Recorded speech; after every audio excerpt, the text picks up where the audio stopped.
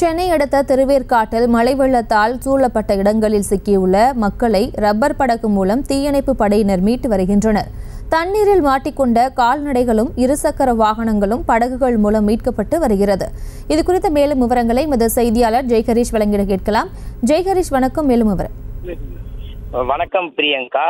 சென்னை திருவேற்காடு பகுதியில் திருவேற்காடு நகராட்சி உட்பட 8வது வார்டில் 200க்கும் மேற்பட்ட வீடுகளில் மழைநீர் சூழ்ந்துள்ளது. மேலும் இந்த பகுதியில் கால்நடைகள், வாகனங்கள் படகு மூலமாகவும் ரப்பர் படகு மூலமாக தொடர்ந்து மீட்கப்பட்டு வருகின்றன.